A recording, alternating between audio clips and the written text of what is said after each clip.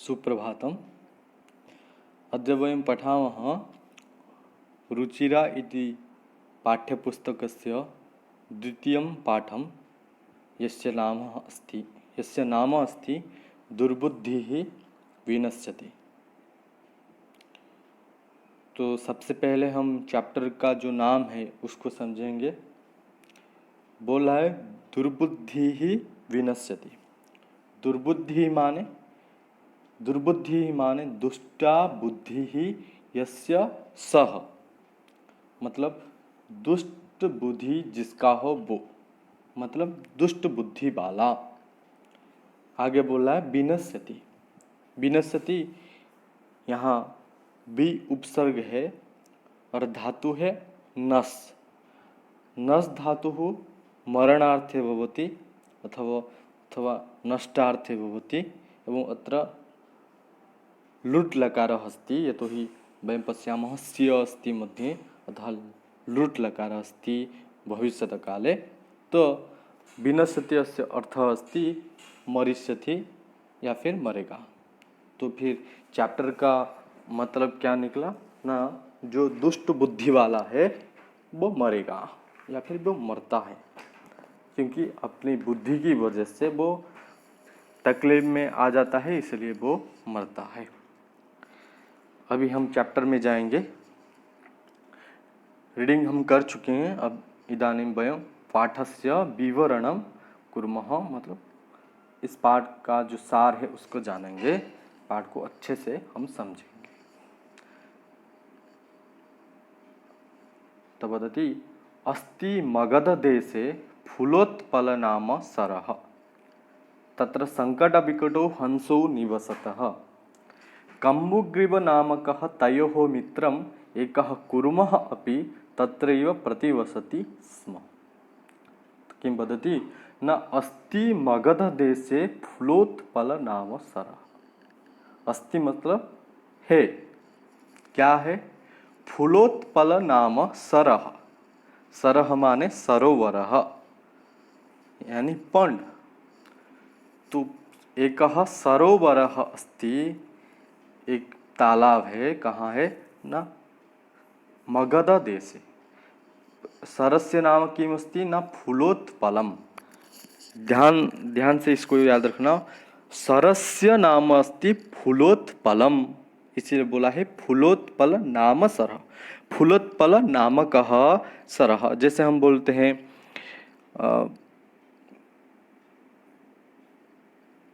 राधा नामक छात्रटी पड़ीगला, उसी तरह फूलोत्पल नाम सरः। फूलोत्पल नामक एक सर, एक तालाब अस्ति है। कहाँ है ना? मगध देशे। तो मगध देशे, मगध इदानीं भारत देशे मगध नास्ति, परंतु पूर्वे मगध नामक एक देशः आसीत्, यस्य देशस्य राजा आसीत् अशोकः।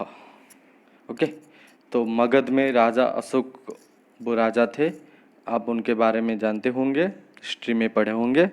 तो उसी मगध देश में फूलोत्पल नाम का एक तालाब था। पुनः वदामि सरस्य नाम आसीत् फूलोत्पलम। अभी फूलोत्पलम नाम क्यों दिया गया है उसके बारे में थोड़ा बताता हूँ। फूलोत्पल, यहाँ दो शब्द है, एक है फुल्ल और दूसरा है उत्पल। संधि हुआ है। जैसे हम संधि करते हैं सूर्य प्लस उदय, दोनों को मिला के क्या बोलते हैं? सूर्योदय। उसी तरह फुल्ल प्लस उत्पल दोनों को मिला के हुआ है फूलोत्पल। फुल्ल मतलब विकसितम, खिला हुआ। क्या खिला हुआ? उत्पल।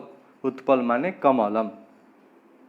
जहाँ कमल का फूल खिला हुआ हो उसको हम फूलोत्पल बोलते हैं। तो उस सर में, उस तालाब में कमल, बहुत सारा कमल खिला हुआ था, इसीलिए उस तालाब का नाम था फूलोत्पल नामक तालाब। तो वो फूलोत्पल नामक तालाब मगध देश में था। तत्र मतलब देयर, सेठारे को उठारे न, तत्र फूलोत्पल नामक सरे, उस तालाब में संकट विकटौ हंसो निवसतः। निवसतः माने वासम कुरुतः, रहते थे। कौन रहते थे? ना हंसो। हंसो यहाँ द्विवचन है, हंसः हंसो हंस हंसाः। जैसे बालकः बालको बालकः, उसी तरह हंसः हंसो हंसा। तो हंसो द्विवचन है, मतलब दो हंस रहते थे।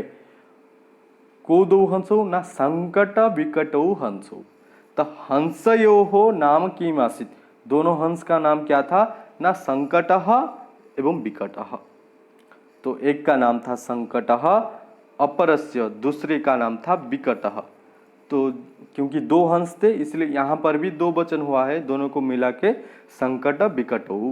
इन लोगों का एक वचन क्या होगा? संकटः विकटः। तो दोनों को मिला के हुआ है संकट विकटौ। तो तत्र तस्मिन् सरोवरे संकट विकटौ हंसो निवसतः।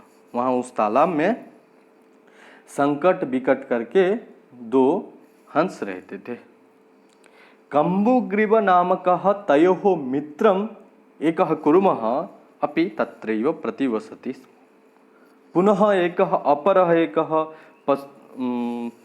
जीवः तत्र प्रतिवसति स्म। और भी जीव वहाँ रहता था। यहाँ ध्यान देंगे क्या है, यहाँ प्रतिवसति स्म हम पढ़े हैं। प्रतिवसति जैसे पठति खादति, उसी तरह प्रतिवसति यहाँ लट लकार है, लेकिन प्रतिवसति स्म यहाँ लंग लकार है। स्म स्म को जोड़ने से वहाँ लंग लकार अतीत काल हो जाएगा। सिर्फ अगर हम प्रतिवसति बोलेंगे तो यहाँ लट लकार वर्तमान काल में होगा, लेकिन स्म की आ जाना से वो लंग लकार अतीत काल में हो जाता है। तो प्रतिवसति मतलब वासम करोति, रहते हैं। प्रतिवसति स्म मतलब रहता था। कौन रहता था? न कम्बुग्रीव नामकः एकः कुर्मः। तो एकः कुर्मः आसीत्, कुर्मस्य नाम अस्ति किं? कम्बुग्रीवः। जैसे हंसयोः नाम आसीत् संकट विकटौ, उसी तरह कुर्मस्य नाम आसीत् कम्बुग्रीवः। तो कम्बुग्रीव नामक एक कुर्म रहता था। वो कम्बुग्रीव कौन था? न कम्बुग्रीव नामकः तयोः मित्रम। तयोः मतलब उन दोनों का। किन दोनों का? हंसयोः। तयोः माने हंसयोः। कयोः? किन लोगों का? न हंसयोः, दोनों हंस का। तो कम्बुग्रीव नामकः तयोः हंसयोः मित्रम एकः कुर्मः अपि तत्रैव। तत्र मतलब वहाँ, दे आर सेठारे। तो सेठारे मतलब कोठारे ना फूलोत्पल नामक सरोवर।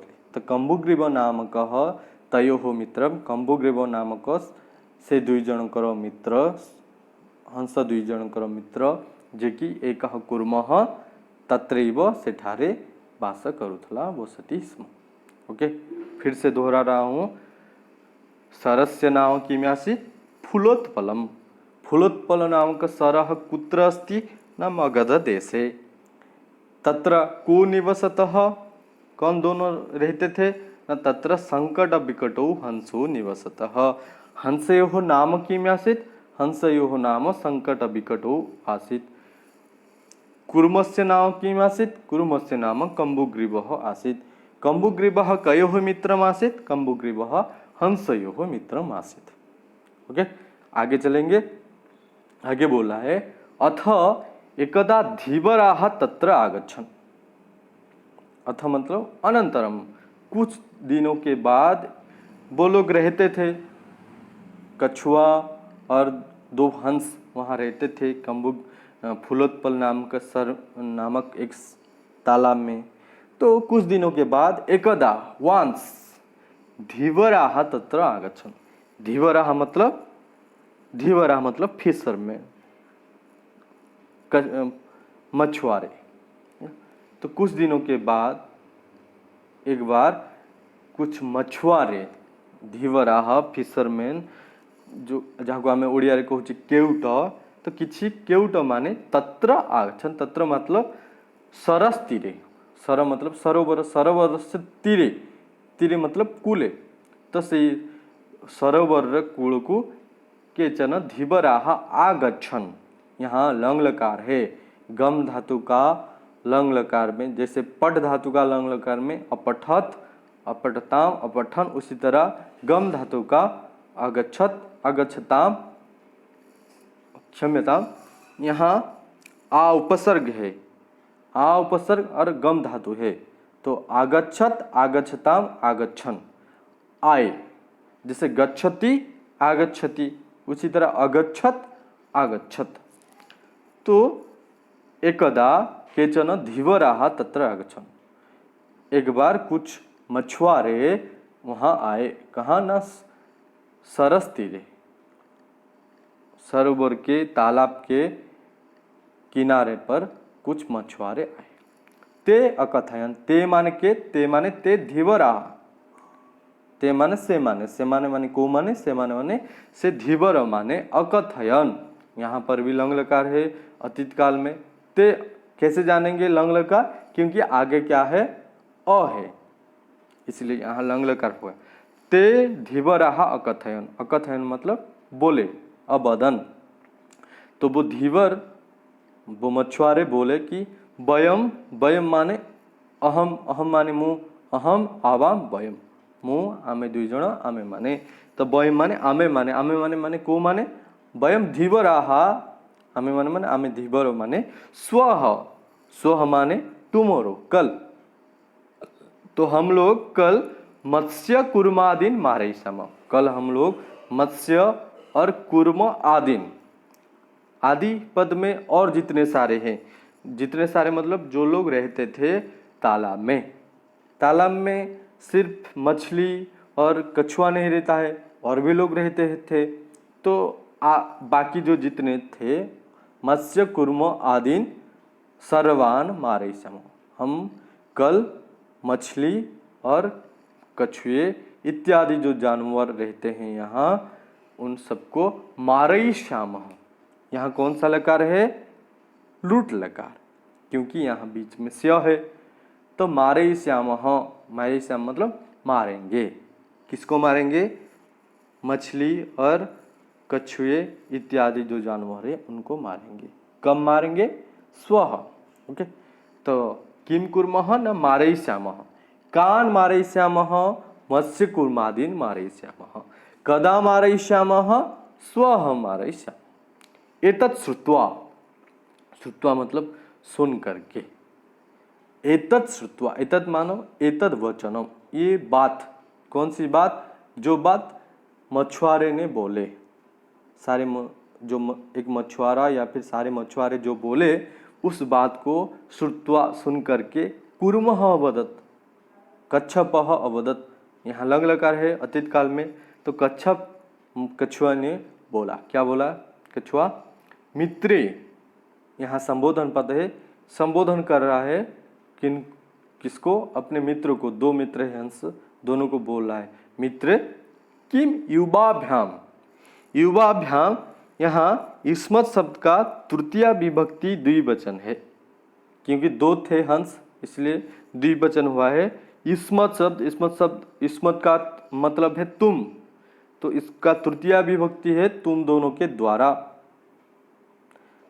तो बोला है कि तुम दोनों के द्वारा, किम युवाभ्याम, किम माने क्या, कौन, क्या, तुम दोनों के द्वारा धीवराणाम वार्ता, यहाँ षष्ठी व्यक्ति बहुवचन वचन है धीवराणाम में, तो धीवर मानक द्वारा, क्षम्यतां, धीवर मानकर, किम युवाभ्याम, कौन, तुम दुई जन के द्वारा धीवर मानकर वार्ता, वार्ता मतलब वाणी, श्रुता, सुना गला। यहाँ ये जो सेंटेंस है, ये सेंटेंस पासिव वॉइस में है। आप लोग पढ़े होंगे इंग्लिश में दो प्रकार के वॉइस होते हैं, एक है एक्टिव और एक है पैसिव। तो पासिव वॉइस जब दूसरों के द्वारा कुछ कहा जाता है उसको हम पासिव वॉइस कहते हैं। तो किम युवाभ्याम धीवराणाम वार्ता श्रुता, क्या तुम लोगों के द्वारा धीवरों के वाणी सुना गया है, ये पूछ रहा है कुर्म। अधुना अहम किम करोमि। धीवर क्या बोले कि हम मार देंगे कल, तो इसलिए अधुना इदानीम नाउ अहम किम करोमि, अहम किम करोमि, मैं क्या करूँगा। हंसो अवदताम प्रातः यद उचितम तत् कर्तव्यम। तो दोनों हंस कहने लगे कि प्रातः काले यद उचितम, इदानीम रात्रि काल अस्ति, तो इदानीम किमपि कर्तुम न शक्नुमः, अभी रात है तो कुछ नहीं कर सकेंगे। प्रातः काले, सुबह के वक्त, यद उचितम, जो ठीक होगा, तत् कर्तव्यम, वो करना चाहिए। अभी कुछ नहीं करेंगे, सुबह जो ठीक लगेगा उसे ही करेंगे। कुर्मः वदत, तो हंस, दोनों हंस के बात को सुनकर के कुर्मः वदत, कुर्म ने कहने लगा, कछुआ कहने लगा, मैवम, मैवम यहाँ दोष, यहाँ संधि विच्छेद है, माँ प्लस एवं। माँ शब्द का हम प्रयोग करते हैं जब निषिद्ध कुछ वारण करते हैं, वहाँ माँ शब्द का प्रयोग करते हैं। जैसे कोलाहलम मास्तु, माँ माने कोलाहल, माने साउंड करना जोर से, लाउड। तो कोलाहल मतलब कोलाहलम मास्तु, कोलाहल नहीं करो, मत करो। तो उसी तरह माँ एवं बोला है कि ऐसा, एवं माने ऐसा, ऐसा नहीं होगा। कैसा नहीं होगा, जैसा तुम लोगों ने बोले कि सुबह जो ठीक लगेगा वो करेंगे, ऐसा नहीं होगा। माँ एवं तद यथा अहम अन्यम हृदम गच्छामि तथा कुरुतम। इदानीम यथा, जैसे अहम, यहाँ भी संधि हुआ है, यथा प्लस अहम, और अहम का जो अ है वो आधा हो गया है, तो यथा हम, तो यथा अहम, जैसे मैं, अन्यम हृदम गच्छामि, जैसे मैं दूसरे हृद को जा पाऊंगा, दूसरे नदी को मैं जा पाऊंगा, तथा कुरुतम, तथा उसी प्रकार तुम दोनों करो। हंसो अवदताम, दोनों हंस कहने लगे, आवाम किम करवाव, आवाम यहाँ द्विवचन है, अहम आवाम वयम, तो हम दोनों किम करवाव, क्या कर सकते हैं। तो कुर्म कहने लगा, कुर्म अवदत, अहम युवाभ्याम सह, अहम मतलब अहम कुर्मः, मैं युवाभ्याम सह, सह मतलब साथ, किसके साथ, तुम दोनों के साथ, मैं तुम दोनों के साथ आकाश मार्गेण अन्यत्र गंतुम इच्छामि। अहम आकाश मार्गेण, यथा एरोप्लेन आकाश मार्गेण गच्छति तथैव अहम, मैं तुम दोनों के साथ आकाश मार्गेण, आकाश मार्ग में, अन्यत्र, अन्यत्र मतलब दूसरी जगह, गंतुम इच्छामि, मैं जाना, इच्छामि मतलब इच्छाम करोमि, चाहता हूँ। तो कुर्म क्या बोला कि मैं तुम दोनों के साथ आकाश की मार्ग में दूसरी जगह जाना चाहता हूँ, तो इसलिए तुम लोग व्यवस्था करो। ओके, तो यहाँ क्या क्या देगा, यहाँ धीवराः आगच्छन्ति ते वदन्ति कि वयं स्वः मत्स्यकूर्मादीन् मारयिष्यामः, तद्वचनं श्रुत्वा कूर्मः वदति किम् अहं करोमि, सः भयभीतः अस्ति। तदनन्तरं सः